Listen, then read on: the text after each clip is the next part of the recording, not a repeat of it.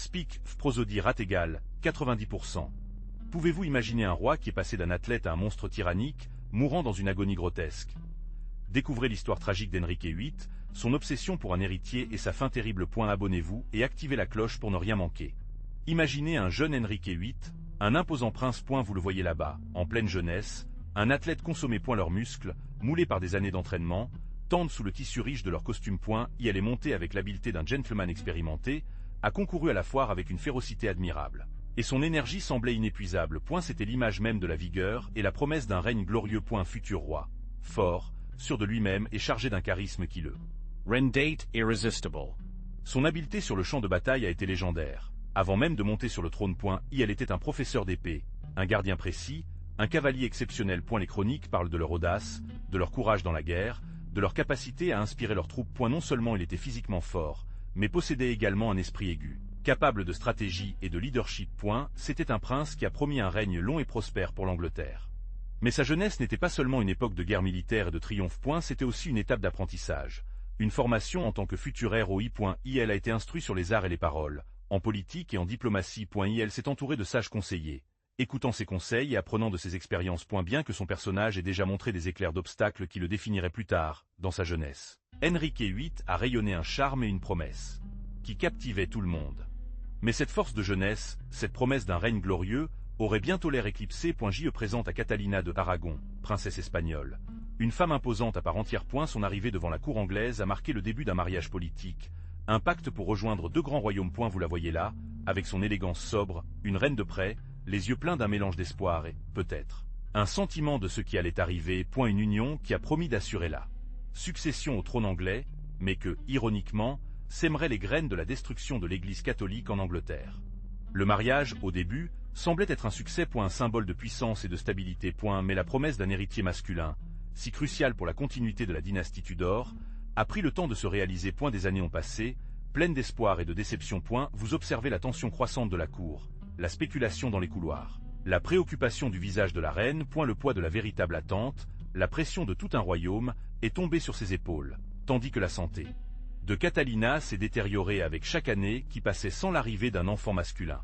Cette incertitude, ce manque d'un héritier masculin légitime, deviendrait le catalyseur des événements qui définiraient non seulement le règne d'Henrique, mais l'histoire de l'Angleterre. Le désespoir pour assurer la succession, une obsession qui se développerait au fil du temps, commencerait à corroder la confiance et la stabilité de leur mariage et obscurcir l'avenir de la dynastie Tudor.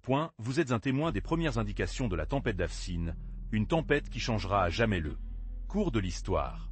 Son mariage avec Catalina, bien que initialement semblé prometteur, est devenu une source constante de frustration. Année passée sans héritier masculin, le désir le plus profond d'un roi anglais. Est la pression du tribunal, la menace d'une dynastie instable, tout cela entravait Henrique. C'était un poids qu'il a consommé, une obsession qui a assombri son jugement et le pousserait vers des décisions drastiques. L'espoir s'estompa avec chaque année qui s'est produit. Et la possibilité que Catalina ne puisse pas lui donner un héritier masculin est devenue une vérité de plus en plus inquiétante pour Henrique. Cette préoccupation, alimentée par les conseils de ses courtisans et ses pressions sociales, l'a amené à remettre en question son mariage et à rechercher une solution désespérée.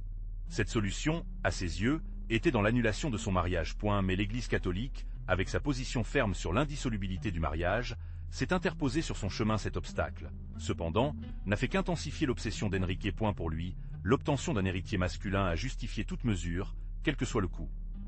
Prosodie, speak. Speak, prosodie rate égale 90%. Ainsi, son désir d'un héritier masculin, un désir qui a commencé comme une aspiration dynastique légitime, est devenu une obsession aveugle qui le conduirait à défier l'Église catholique, à exécuter ses femmes et à changer pour toujours le cours de l'histoire anglaise. Et la graine de réforme anglaise, motivée par le désespoir d'un roi, a été plantée. La frustration d'Henrique en raison de l'absence d'un héritier masculin l'a amené à regarder Anna Bolna, une femme de compagnie de Catalina de Aragon. Sa beauté et son charme ont captivé le roi, commençant une romance secrète qui a contesté les conventions de la cour. Vous verrez comment cet amour interdit, plein de passion et d'ambition, changerait à jamais le cours de l'histoire anglaise.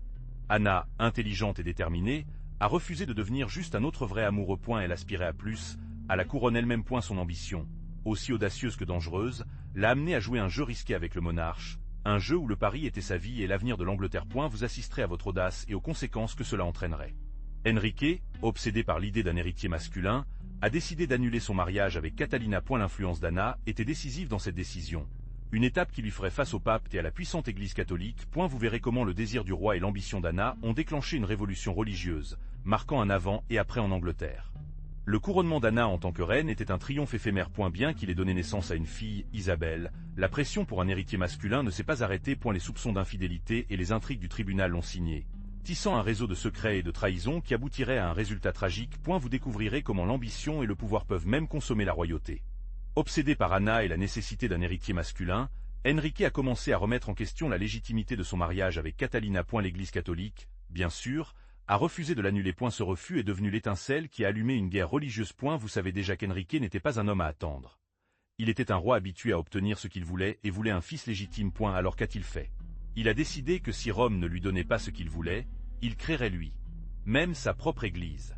Avec le soutien de certains de ses réalisateurs, Enrique VIII a commencé un processus juridique pour rompre avec l'Église catholique. Ce fut un processus long et compliqué, avec beaucoup de pression politique et religieuse. Mais en fin de compte, en 1534, l'acte de suprématie a été promulgué. Ce document a déclaré Enrique VIII comme le chef suprême de l'Église d'Angleterre, terminant des siècles de soumission à Rome. Imaginez l'agitation que cela a causé. Dans un accident vasculaire cérébral, Enrique VIII a transformé la religion de l'Angleterre. Les monastères ont été fermés, leurs richesses confisquées pour gonfler les vrais coffres. Les prêtres et les moines qui ont refusé de jurer la loyauté envers le roi ont été persécutés et exécutés. Et la rupture avec Rome n'était pas paisible. Ce fut un acte violent qui a redémarré la carte religieuse de l'Angleterre pour toujours. Le catholicisme anglais, comme vous le saviez, avait disparu, remplacé par une nouvelle Église contrôlée par la couronne. Ce refus, cependant, a allumé le fusible de l'ambition d'Enrique. Il avait besoin d'un héritier masculin, et Anna Bolna, avec sa beauté et sa ruse, est devenue son nouvel espoir. Mais le sort d'Anna était aussi volatile que celui du roi lui-même. Son ascension fulgurante a été suivie d'une chute tout aussi précipitée, une chute qui vous laissera de la glace. Après des années de mariage sans l'héritier souhaité, les soupçons d'Enrique sont devenus des accusations. Des intrigues ont été tissées devant le tribunal, et l'accusation de trahison, d'inceste et même de sorcellerie s'est repliée sur Anna. N'oubliez pas que pour Enrique, l'élimination des obstacles a été aussi simple que de signaler un ordre d'exécution. Il n'y a pas eu de procès équitable, juste une farce pour justifier ce que Enrique avait déjà décidé. Accusé des crimes les plus graves, Laena a été condamnée à mort sans possibilité de défense. Son exécution, dans la Tour de Londres, a été rapide et brutale, une fin tragique pour une femme qui avait contesté le pouvoir du roi. Anna Bolna, après plusieurs années de mariage sans l'héritier attendu depuis longtemps, est tombée en disgrâce. Son exécution a été rapide et impitoyable, laissant un vide dans la vie d'Enrique. Mais le besoin d'un successeur était toujours pressant. C'est alors que Jane Seymour a comparu, une dame de la cour discrète et de Serena Beauty, qui a captivé le roi avec sa docilité et sa soumission apparente. Prosodie, speak. Speak, prosodie rate égale 90%, contrairement à ses prédécesseurs, Jane n'a pas défié le pouvoir d'Enrique. Son mariage était relativement silencieux. Un répit dans le maelstrom des intrigues et des exécutions qui avait marqué le règne du monarque. Pour Enrique, Jane a représenté la stabilité et l'espoir d'une ligne de succession sur. Le calme, cependant, ne durerait pas longtemps. La grossesse de Jane est devenue l'objectif de toute la cour. Toute la nation a prié pour l'arrivée d'un héritier masculin. Et enfin, le désir a été rempli. Eduardo est né, un enfant qui a promis d'assurer la continuité de la dynastie Tudor. Mais la joie était éphémère. Et la livraison a affaibli Jane et quelques jours plus tard, la jeune reine est décédée. Après l'exécution d'Anna Bolna, le tribunal a respiré. Vous savez qu'Enrique, malgré sa cruauté, aspirait désespérément à un héritier masculin. Jane Seymour, sa nouvelle épouse, a offert un nouvel espoir, une possibilité de consolider sa dynastie et d'assurer son héritage. Les mois passaient avec un mélange d'anxiété et d'attente. Enfin, le jour est venu. Le 12 octobre 1537, Jane a donné naissance à un enfant. Le prince Eduardo souhaitait. Et la joie en cour était imparable. Les cloches ont fait écho à l'Angleterre, célébrant la naissance de l'héritier qui a promis la stabilité de la monarchie. Pendant un moment, l'ombre de la tyrannie semblait s'estomper. Mais le bonheur était éphémère. Et la joie de la naissance a été ternie par la santé fragile de Jane. Affaiblie par l'accouchement, sa vie s'est éteinte quelques semaines plus tard, laissant Enrique de douleur. Une fois de plus. La mort de Jane, si proche de la naissance de son héritier, a projeté une ombre longue sur la célébration. Le petit Eduardo, son héritier, est devenu le centre de toute l'attention. La nécessité de s'assurer que la succession a poussé Enrique à chercher une nouvelle épouse, et les élections sont tombées à Anna de Clévry, une princesse allemande. C'était une alliance politique, un mariage de commodité plutôt que d'amour. Vous, spectateurs, vous demanderez, qu'est-ce que Enrique a vu en elle? La réponse est simple. Un lien avec le Saint-Empire romain, un allié important au sein du Conseil politique européen. Mais le visage face à face était désastreux. Enrique, habitué à la beauté et au charme de ses femmes précédentes, a été profondément déçu. Anna n'était pas la femme gracieuse qui s'attendait. Selon lui, Son physique était peu attrayant, et la première impression a été fatale, et l'avenir de la reine s'habillait à partir de ce moment. Le mariage a été célébré, mais le manque d'attraction physique entre eux était indéniable, et la reine Anna, consciente de la situation, a tenté de remplir ses fonctions, mais la froideur du roi était évidente, son mariage était une farce, une représentation vide de l'union royale, condamnée à l'échec dès le début, vous savez que ce mariage était destiné à être éphémère.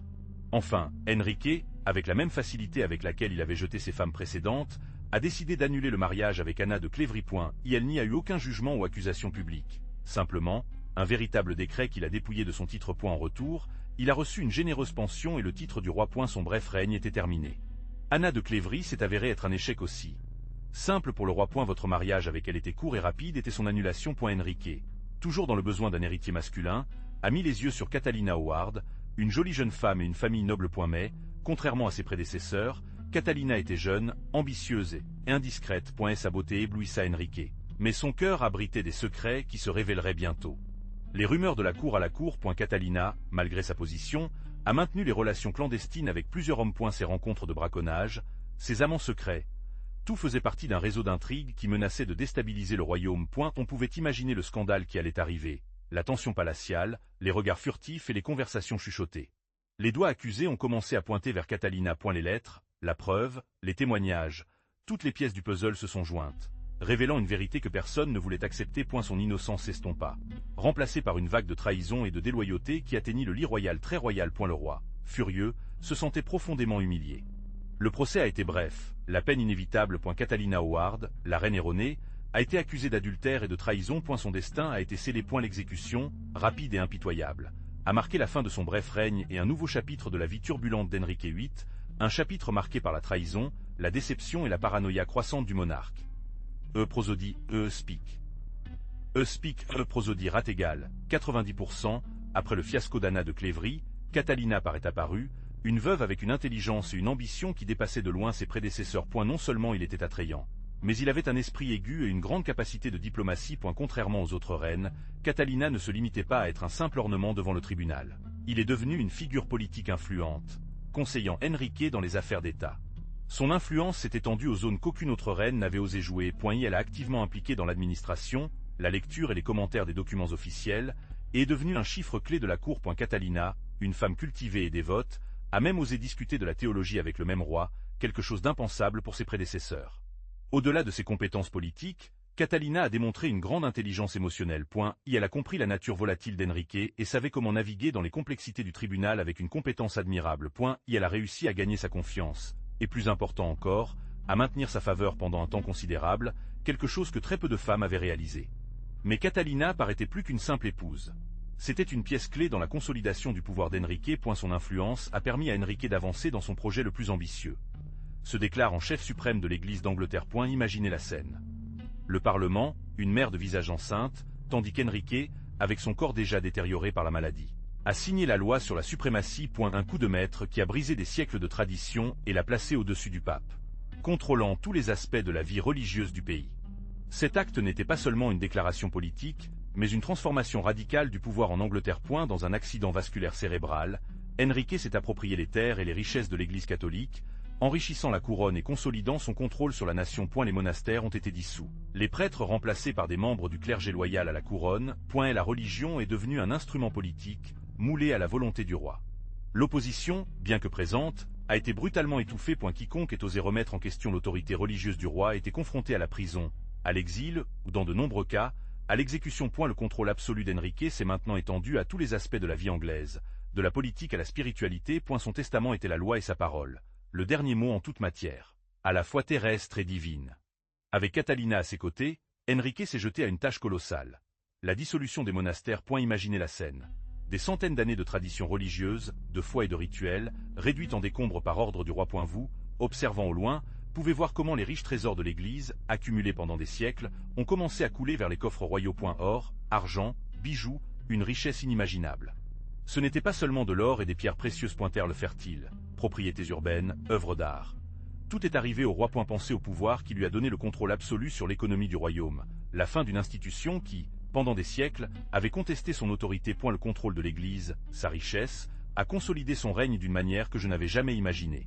Pour vous, témoins de cette époque, La dissolution des monastères aurait été un spectacle impressionnant, mais aussi profondément dérangeant. Et la puissance d'Henrique, déjà considérable, s'est multipliée de façon exponentielle. Et la richesse de l'Église, maintenant entre ses mains, lui a permis de financer ses guerres, ses extravagances, consolidant sa position de monarque le plus puissant d'Angleterre. Un pouvoir obtenu au détriment de la foi et de la tradition.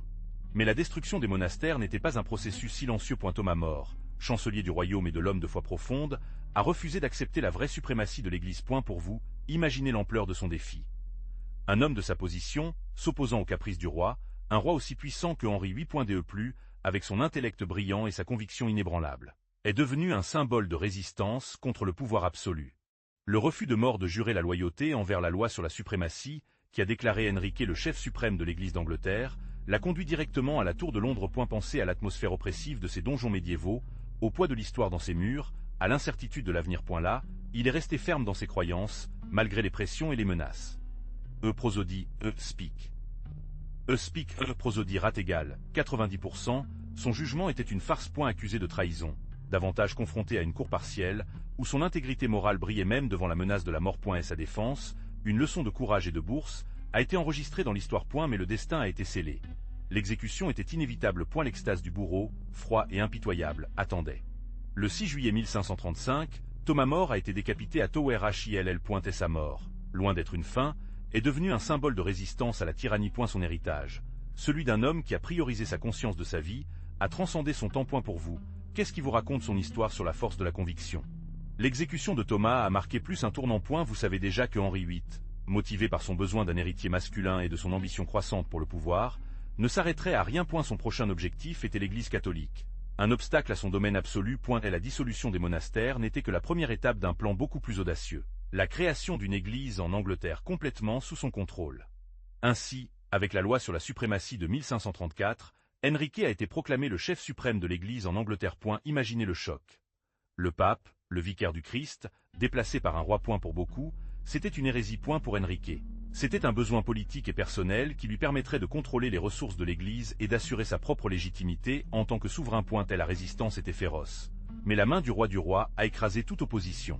La nouvelle Église anglicane, bien qu'elle ait initialement préservé de nombreuses pratiques catholiques, était sous le contrôle total du roi. Le clergé devrait jurer la loyauté envers Henrique. Pas le pape. Les monastères ont été détruits, leurs terres et leurs richesses confisquées. Pour vous, cela signifiait un changement radical dans la vie religieuse de l'Angleterre, imposé par la force et scellé de sang. Le droit a été puni de mort, qui accentuait la terreur et la soumission. Après l'exécution de plus, la terreur cachée sur l'Angleterre. Henrique, dans son empressement à contrôler la foi et à assurer la succession masculine, a imposé les 6 articles, une série de lois qui définissaient la doctrine catholique en Angleterre. Imaginez l'attention. Masse en latin, transubstantiation, célibat sacerdotal. Tout était obligatoire. Toute dissidence a été punie de prison, de confiscation de marchandises ou même de mort. N'oubliez pas que la réforme était en plein essor en Europe. Beaucoup en Angleterre sympathisaient avec les idées de Martin Luther. Mais maintenant ils ont fait face à la colère du ROI. Et la liberté de penser a disparu, remplacée par la peur et l'oppression. Le clergé, qui a osé remettre en question les 6 articles, était implacable. Vous pouvez imaginer l'angoisse de ceux qui ont vu leur foi menacée. L'application des 6 articles était brutale. Les prisons étaient remplies d'hommes et de femmes qui ont refusé de renoncer à leurs croyances. Le roi, obsédé par le contrôle, n'a pas hésité à utiliser la violence pour faire taire toute opposition. Son pouvoir était absolu et sa volonté. Loi. Pour vous, il doit être effrayant de penser à l'oppression systématique qui a été vécue à ce moment-là. Après avoir imposé les 6 articles, Henrique VIII ne s'est pas arrêté. Son ambition du pouvoir s'est étendue comme une tache d'encre sur le parchemin de l'Angleterre. Il ne s'agissait plus de contrôler l'Église. Je voulais contrôler absolument tout. Et la dissolution des monastères a commencé, non seulement pour des raisons religieuses, mais aussi pour enrichir son trésor déjà encombrant. Imaginez l'opulence que cela lui a apporté et la peur qu'il a semée chez ceux qui s'y sont opposés. Le contrôle d'Henrique s'étendait à tous les coins du royaume. Et elle a nommé ses fidèles dans des postes clés, des juges aux collecteurs d'impôts, assurant ainsi leur obéissance inconditionnelle. Toute dissidence, aussi petite, a été écrasée avec la force brute de la couronne. Et la loi est devenue un autre outil pour faire taire ceux qui ont osé le remettre en question. Pensez à la terreur qu'il devait ressentir. Le Parlement, une fois encore avec une certaine autonomie, est devenu une simple marionnette entre ses mains. Les lois ont été approuvées sans discussion, reflétant toujours les souhaits du roi. Henrique VIII avait construit une machinerie d'alimentation si efficace que peu osaient la défier. Et sa parole était la loi et sa volonté.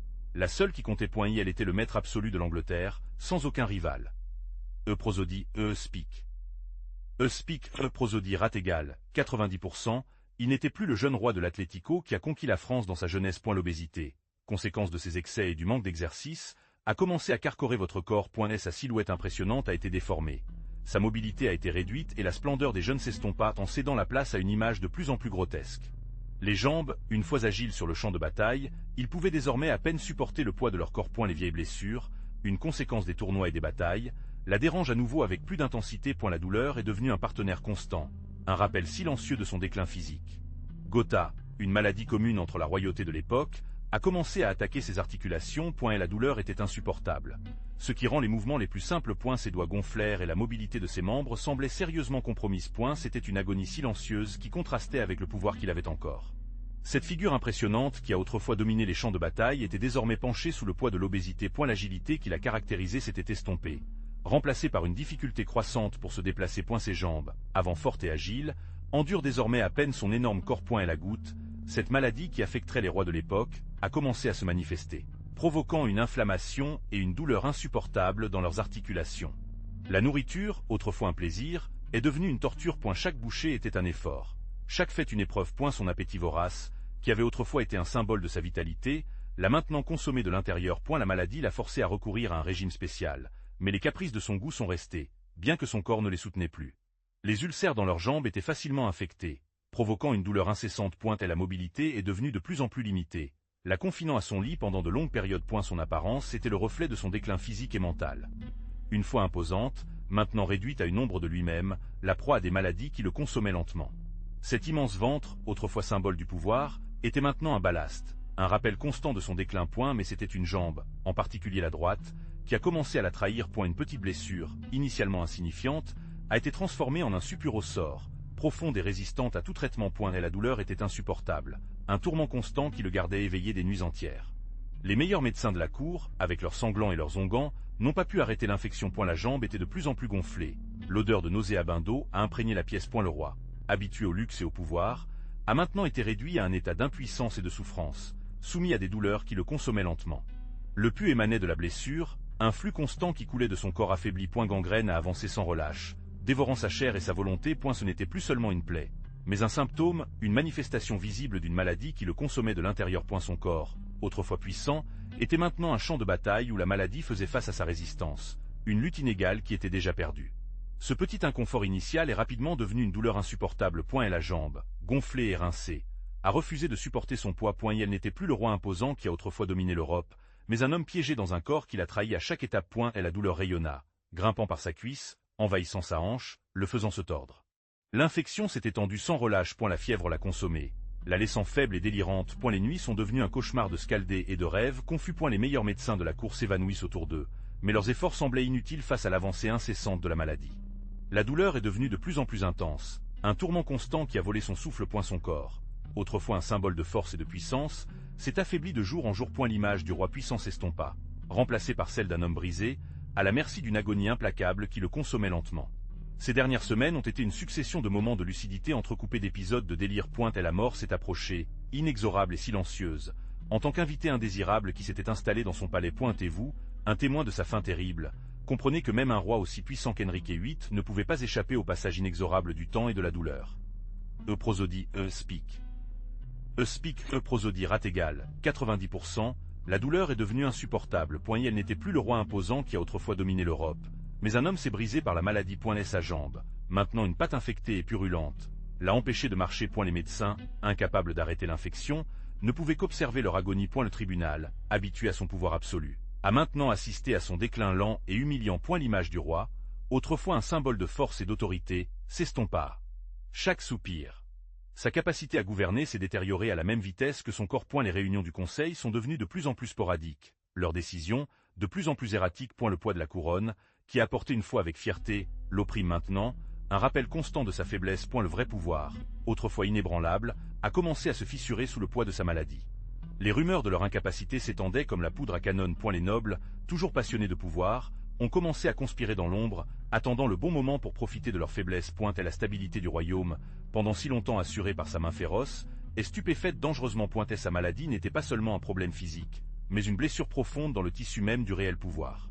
La douleur était déjà un partenaire constant. J'imagine que l'agonie vous a consommé, Henrique, tandis que les médecins, avec leurs saignements et leurs remèdes inutiles, vous ont entouré. Votre corps, une fois robuste, était devenu un champ de bataille. L'infection dans votre jambe a été prolongée. Un monstre silencieux qui vous errait à l'intérieur. La mort approchait. Un visiteur inévitable qui se sentait déjà dans l'air lourd du palais. Ils vous ont préparé à l'inévitable. Les sacrements, les prières, les derniers rites. Avez-vous ressenti des remords? Avez-vous regretté les décisions qui ont marqué votre règne avec du sang et du feu? Ou peut-être que seule la douleur physique, l'avance incessante de la maladie, a occupé chaque coin de votre esprit? Pendant que la vie s'est échappée, vous êtes-vous accroché à l'espoir d'un héritier masculin? Ou l'obsession qui vous a consommé pendant tant d'années s'est enfin disparue, laissant de l'espace pour le vide existentiel? Votre héritage a été scellé, une tapisserie compliquée de grandeur, de cruauté et, enfin, d'une mort effrayante. Et la préparation n'était pas à vie, mais pour la fin. Il est arrivé le 28 janvier 1547. Votre respiration, Enrique, est devenue de plus en plus brisée, un halètement douloureux qui résonnait dans les pièces du palais. L'obésité vous avait emprisonné. Chaque mouvement était une torture. Je vous imagine, immobile, entouré par la cour qui tremblait auparavant devant votre pouvoir, maintenant seulement des témoins silencieux de votre agonie. Vos dernières heures ont été un spectacle macabre. Et la maladie vous avait défiguré. Votre corps, autrefois un symbole de force, était maintenant un dessin animé monstrueux de son passé glorieux. Et la mort vous attendait. Une fin cruelle pour un roi aussi cruel. On dit que la pourriture a commencé avant même que votre âme n'abandonne votre corps. Une image effrayante, une fin aussi grotesque que votre règne. L'histoire se souvient de votre cruauté, de vos 6 épouses, de vos caprices et de la destruction d'un pays qui vous devait sa loyauté. Mais même dans ce déclin, à cette fin dégradante, l'ironie de l'histoire est présente. Votre fille, Isabelle, la reine qui vous est arrivée, est devenue l'un des plus grands monarques d'Angleterre, éclipsant de loin votre héritage de tyrannie et de violence. Votre corps, Enrique, n'était plus celui de ce jeune prince athlétique. L'inflammation, la maladie, vous avez transformé en un dessin animé grotesque de votre ancien MOI. Et la mort est venue comme un soulagement, peut-être. Mais le spectacle qui a suivi était dérangeant. L'obésité vous avait laissé méconnaissable, gonflé et déformé, une image monstrueuse du déclin. Après votre mort, la tâche de l'embaumement de votre corps était titanique. Les emballeurs se sont battus contre la pourriture accélérée pour l'obésité et la maladie. D'énormes quantités d'épices et de sel étaient nécessaires pour essayer de contenir le processus de décomposition, mais c'était une bataille perdue dès le début. Mais le plus effrayant s'est produit des semaines plus tard. Malgré les efforts, votre corps, déjà dans son cercueil, a commencé à se décomposer si violemment que le cercueil s'est ouvert. Une odeur nauséabonde et insupportable a inondé la chapelle en feu. Votre corps, plus un roi, mais une masse pourrie, est devenu un spectacle effrayant. Prosodie, speak. Speak, prosodie rat égale, 90%, l'image d'un roi aussi puissant réduit à une masse de décomposition, un rappel grotesque de sa mortalité et de la fragilité du pouvoir, a été enregistré à jamais à la mémoire de ceux qui ont été témoins de la scène. Une fin horrible car son règne avait été impitoyable. Mais la mort n'était pas une fin silencieuse. Votre corps et votre terrain fertile pour la décomposition ont commencé sa transformation effrayante. L'inflammation, avant un signe de votre maladie, est maintenant devenue une déformation monstrueuse. Et la chair, gonflée et purulente, s'est ouverte dans des fissures profondes, dégageant une puanteur de nausée qui imprégnait l'environnement palatial. C'était une image terrifiante, l'antithèse de la vraie majesté que vous avez représentée autrefois. Le processus de pourriture a avancé. Et la peau, autrefois lisse et rose, était maintenant un masque de ton verdâtre et jaunâtre, parsemé de taches sombres et suppurantes. Vos membres, avant puissants, ont gonflé de manière disproportionnée, se déformant jusqu'à ce qu'ils perdent leur forme humaine. L'odeur, de plus en plus intense, est devenue insupportable, un témoignage silencieux de l'horreur de votre décomposition physique. L'image était si choquante que même ceux qui sont habitués à la mort violente et à la maladie ont été forcés de détourner le regard. Votre corps, autrefois un symbole de pouvoir et d'autorité, est devenu un rappel effrayant de la fragilité humaine et du temps inexorable du temps. Et la grandeur de votre règne s'estompa devant la dure réalité de votre décomposition, une fin aussi grotesque que votre vie avait été puissante. Mais votre héritage, Enrique, transcende la pourriture de votre corps. Votre règne, marqué par la violence et l'ambition, l'Angleterre s'est transformée pour toujours. Vous avez rompu avec Rome, établissant l'Église d'Angleterre et devenant son chef suprême. Un acte audacieux qui a redéfini la relation entre le pouvoir religieux et le pouvoir politique, laissant une marque indélébile sur l'identité nationale anglaise. La dissolution des monastères, bien que controversée, a enrichi la couronne et consolidé votre pouvoir. Nouvelle terre, richesse et pouvoir politique. Votre décision, bien que motivée par le désir de pouvoir et la nécessité de fonds, a profondément eu un impact sur la structure sociale et économique de l'Angleterre, laissant à ce jour un héritage complexe et souvent débattu. Malgré vos 6 mariages et les exécutions de vos femmes, votre fille Isabelle, je suis devenu le monarque le plus emblématique de l'Angleterre. Son règne long et réussi, une période de paix et de prospérité, contrastait avec la turbulence de votre gouvernement. Ironiquement, votre fille, le produit de vos obsessions et décisions politiques, est devenue le symbole de l'héritage le plus durable de la dynastie Tudor. Votre rupture avec Rome, Enrique, n'était pas seulement un acte de vraie fierté, mais un tremblement de terre politique qui secoua l'Angleterre. Imaginez la perplexité du peuple, habitué à l'autorité de l'auteur, voyant son roi prendre le contrôle de l'Église. Les monastères, autrefois puissants de pouvoir et de richesse, ont été dissous. Leurs terres confisquées et leurs richesses livrées à la couronne. C'était une redistribution de puissance radicale qui a laissé beaucoup sans subsistance et d'autres ayant de nouvelles opportunités. Le changement religieux était profond. La Bible, avant seulement en latin, maintenant traduite en anglais, vous permettant de lire la parole de Dieu dans notre propre langue. De nouvelles doctrines sont apparues et les anciennes pratiques religieuses, si ancrées dans la vie quotidienne, ont été abandonnées ou modifiées. C'était un processus complexe, avec des résistances et des confrontations. Mais cela a transformé à jamais l'identité religieuse de l'Angleterre. Socialement, l'Angleterre a également changé. La dissolution des monastères, en plus de leurs conséquences religieuses et politiques, a eu un impact social important. Des milliers de personnes ont perdu leur emploi et leur maison, générant un changement démographique important. La richesse qui appartenait auparavant à l'Église passait à la couronne et à la noblesse, augmentant les inégalités sociales. Mais cela a également ouvert de nouvelles opportunités à ceux qui savaient leur en profiter. Bien que pour beaucoup, le changement signifiait la pauvreté et le trouble. Mais qu'est-ce que tout cela signifiait pour les gens ordinaires? La pause avec Rome n'était pas seulement une question de roi et de pommes de terre. Imaginez la confusion chez les peuples, l'incertitude sur la foi, la peur de l'instabilité. Soudain, votre Église, vos sacrements, tout était en question. La réforme religieuse, motivée par Royal Capriccio, a apporté avec elle une nouvelle religion, mais aussi un profond changement dans la vie quotidienne. Prosodie, speak. Speak, prosodie rat égal, 90%. Henrique VIII, avec son pouvoir absolu, a restructuré l'Église d'Angleterre à volonté, confisquant les terres monastiques et la richesse. Pensez à l'impact. Les monastères et les couvents, la vie communautaire et les centres d'apprentissage ont été dissous, laissant des milliers de sans-abri et sans moyens de subsistance. Son ambition, votre roi, est devenue une force dévastatrice qui a modifié à jamais le paysage social et économique de l'Angleterre. L'héritage d'Henrique VIII est complexe.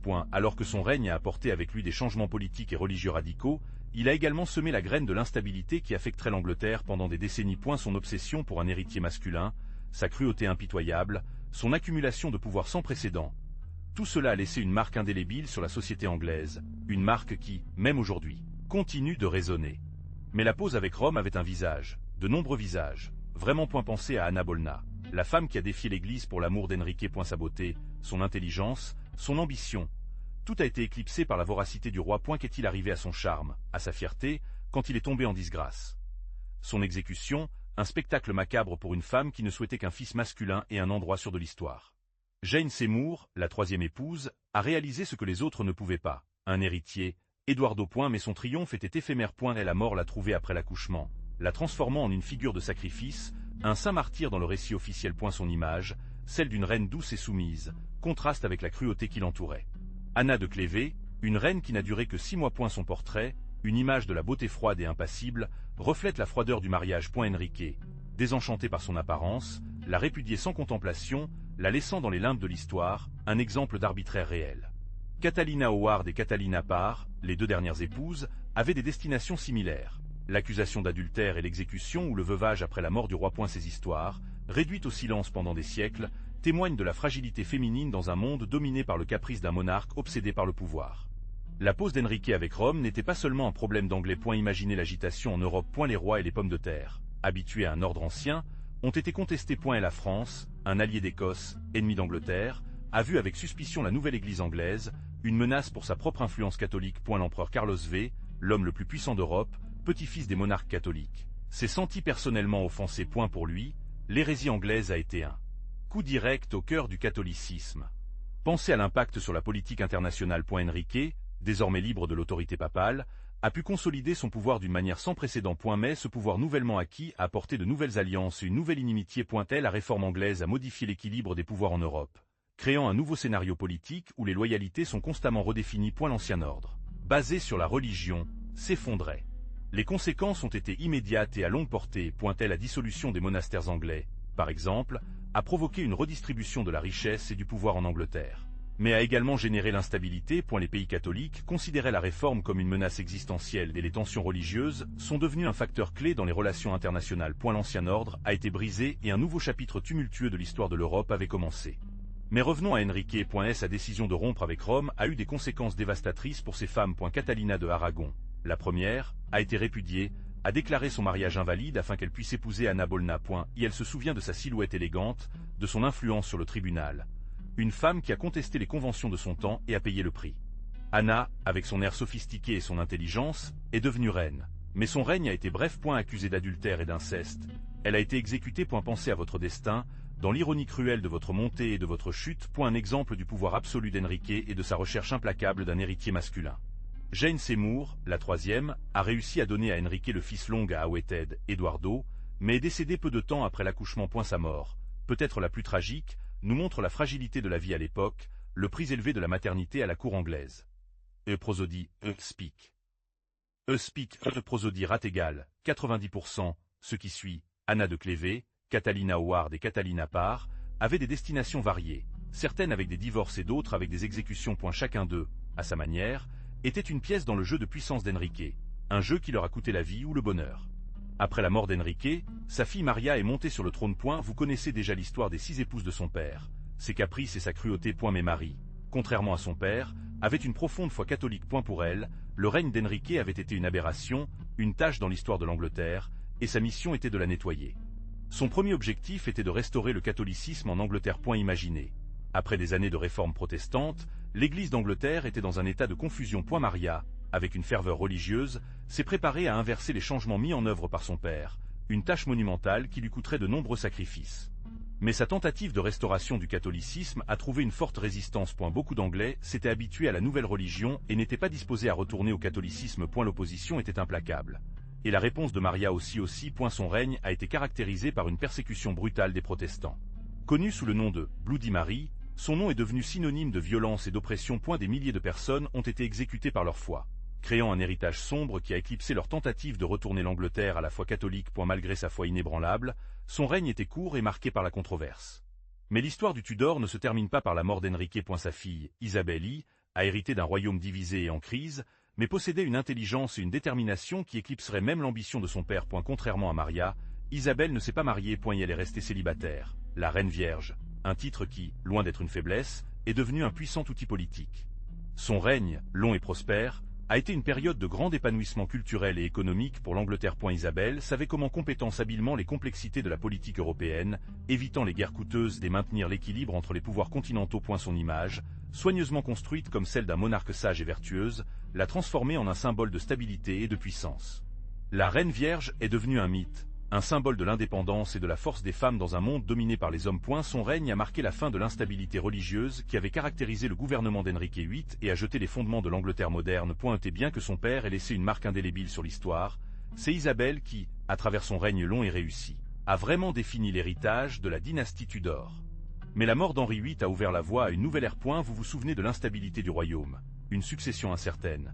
Eh bien, Isabelle, la fille d'Enrique et Anna Bolna, est montée sur le trône. Elle était une observatrice intelligente, qui avait appris des erreurs de son père et des luttes pour le pouvoir dont elle avait été témoin depuis l'enfance. Son arrivée au pouvoir a promis un changement, un espoir de paix après des années de crise. Isabelle était une femme en culture, passionnée par l'apprentissage et entourée de brillants réalisateurs. Contrairement à son père, elle a compris l'importance de la stabilité politique et religieuse. Son règne a été marqué par une politique étrangère ruse et une gestion interne minutieuse, qui contrastait avec la tyrannie et l'instabilité de la foi précédente. Elle savait qu'elle devrait unir un royaume fracturé par les réformes religieuses d'Henrique VIII. Son règne, long et prospère, est devenu une période d'épanouissement culturel et économique pour l'Angleterre. Isabelle savait équilibrer le pouvoir, promouvant le développement du commerce et des arts, tout en maintenant l'ordre et la sécurité du royaume. Son image, celle d'une reine puissante et sage, était projetée avec une maîtrise, à l'intérieur et à l'extérieur de l'Angleterre, consolidant sa position sur la scène internationale. Contrairement à son père, elle n'aurait pas besoin de renverser du sang pour assurer sa position. Après la tempête des règnes précédents, calme est venu. Vous vous souvenez du chaos, non? Eh bien, avec Isabelle sur le trône, l'Angleterre respirait. Une longue période de paix étendue par le royaume, quelque chose d'impensable après les décapitations et les guerres de religion de son père. Le pays, fatigué de l'instabilité, a adopté la stabilité que la jeune reine offrait. Prosodie, speak. Speak, prosodie rate égale, 90%, son gouvernement a été caractérisé par une grande prospérité. Le commerce a prospéré. Les arts se sont développés et l'économie anglaise a connu un boom sans précédent. Le célèbre invincible armée. Cela vous semble-t-il? Oui, c'était sous son règne lorsque l'Angleterre a démontré son pouvoir maritime, consolidant sa position de pouvoir européen. Isabelle, j'ai régné avec l'intelligence et la ruse, s'entourant de brillants réalisateurs et en maintenant un équilibre politique délicat. Elle ne s'est jamais mariée, devenant la reine vierge, un symbole d'indépendance et de force qui a renforcé l'image de l'Angleterre sur la scène internationale. Son règne a marqué un avant et après dans l'histoire anglaise. Mais avant ce calme, il y a eu deux tempêtes, deux sœurs, deux reines. Maria I, la fille de Catalina de Aragon, et vous vous souvenez de son règne, non? La persécution des protestants, le feu de l'Inquisition, un règne marqué par l'intolérance religieuse et la perte de territoire. Un contraste écrasant avec ce qui allait arriver plus tard. Puis Isabelle est arrivée. À reine. Fille d'Anna Bolna, héritière d'un héritage complexe, mais avec une vision claire. Alors que Maria brûlait des protestants sur le bûcher, Isabelle a compris l'importance de la tolérance religieuse pour unir son peuple et renforcer son royaume. Une brillante stratégie politique qui lui a permis de consolider le pouvoir et le prestige de l'Angleterre. Maria, s'accrochant à la tradition et à la religion catholique, a vu comment son règne s'est effondré sous le poids de l'intolérance. Isabelle, avec sa ruse politique et son pragmatisme, a construit un empire et un héritage qui nous surprend toujours. Deux femmes, deux destinations, deux façons de comprendre le pouvoir. Et vous, lequel identifiez-vous?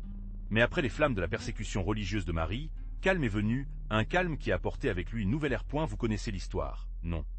Isabelle I, fille d'Anna Bolna, a hérité d'un royaume divisé et en guerre. Un royaume qu'elle, avec sa ruse et sa fermeté, a réussi à unir. Son règne était long et prospère, une période de paix et de prospérité connue sous le nom d'âge d'or de l'Angleterre. Elle savait comment naviguer dans les complexités de la politique européenne, en gardant l'Angleterre des guerres chères, tout en faisant la promotion du commerce et des arts. Son image, avec ses robes élaborées et sa présence imposante, est devenue le symbole d'une nation forte et unifiée. Isabelle, que je ne me suis jamais mariée, devenant la reine vierge, un titre qui a renforcé son image de force et d'indépendance. Cette décision, bien que controversée à l'époque, lui a permis de maintenir le contrôle absolu du pays et d'éviter les conflits dynastiques qui avaient tourmenté le règne de ses parents. Son héritage a transcendé sa propre vie, devenant un symbole d'Angleterre moderne et puissant qui se produira. Rappelez-vous Henrique VIII, ce roi obsédé par un héritier masculin. Son règne, marqué par la violence et l'instabilité, semblait s'enfoncer dans le chaos. Mais l'histoire, comme toujours, est capricieuse. De ses nombreuses épouses, un seul lui a donné un fils qui a atteint l'âge adulte, Édouard VI, qui a brièvement gouverné, et dans un peu efficacement. Cependant, de son mariage avec Anna Bolna, Isabelle a émergé. Une reine qui changerait le cours de l'Angleterre pour toujours.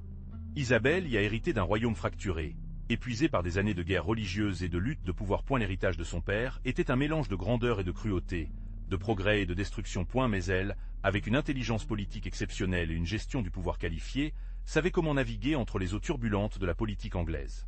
Son long règne, plein de réalisations diplomatiques et de succès économiques, est devenu un symbole de stabilité et de prospérité. Elle a réussi à unifier le pays après les décennies de conflits religieux, établissant un équilibre qui a permis à l'Angleterre de s'épanouir. L'ironie est palpable.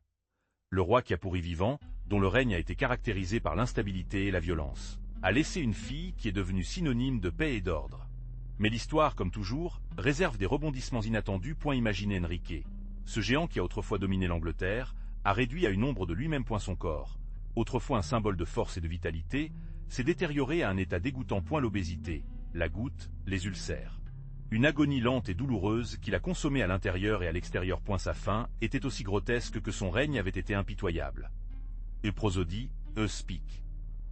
Speak, prosodie rat égale 90%, on dit que son corps a pourri avant même de mourir. Un processus lent et horrible qui reflétait la pourriture morale de son règne. Cette image, celle du roi qui pourrit vivait, est celle qui capture le mieux l'essence de ces dernières années.